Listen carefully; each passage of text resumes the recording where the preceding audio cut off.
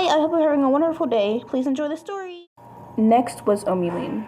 She stood in the center of the circle, ginger hair catching the glow from the floating ruins. Closing her eyes, she muttered a few incantations under her breath. In a swirl of orange and gold light, her body shrank and reformed, paws and fur taking place of hands and skin. A small fox with fiery fur and amber eyes looked up at the class, tail flicking with mischievous precision. A collective gasp filled the room. "Excellent control," Professor Linthar said, nodding with a snap of her claws.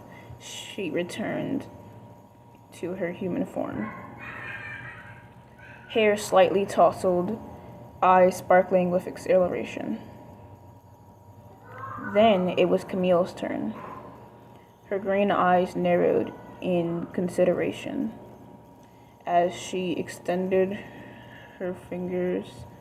Tiny arcs of violet lightning danced along her fingertips, jumping from hand to hand in a delicate, precise dance. The classroom's air crackled with energy, but she held it perfectly, directing it smooth arcs that dissolved into harmless sparks against the floor. A few students whispered in awe.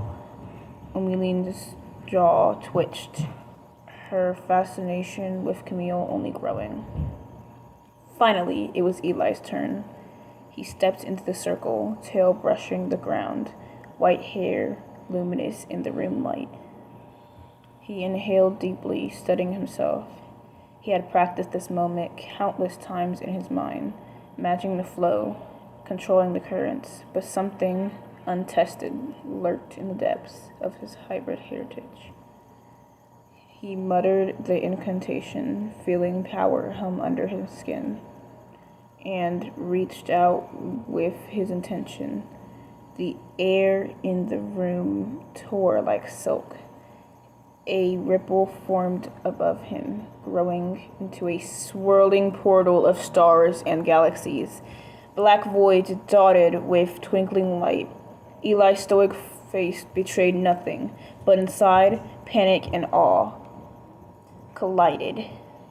Students shrieking and leapt back, desks rattling. Camille's lightning arts flickered wildly, and Omeline's ears twitched in alarm.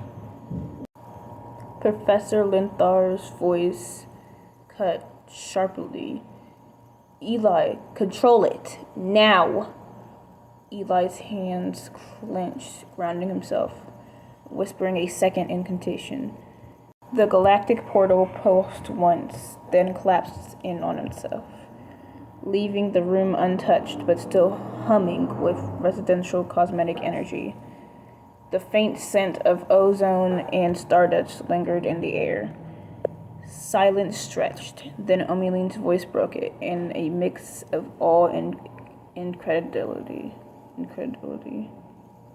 You just opened a galactic portal." Eli's mismatched eyes met hers briefly, purple and black reflecting the starlight of the vanished portal. He shrugged lightly, his tone calm, stoic as ever.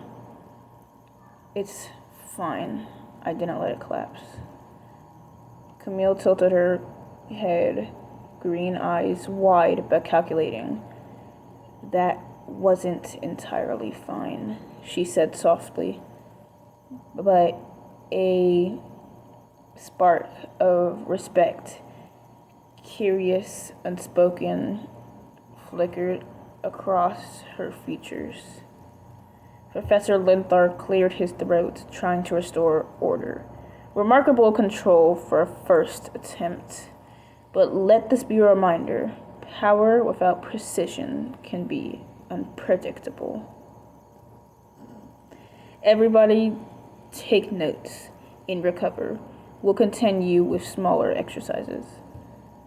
Omeline glanced at Camille, heart racing. Eli stood beside her, calm as a mountain, but inside she could see the storm of potential barely contained. And Camille, quiet, powerful, unknowable, had just earned Emiline's full attention.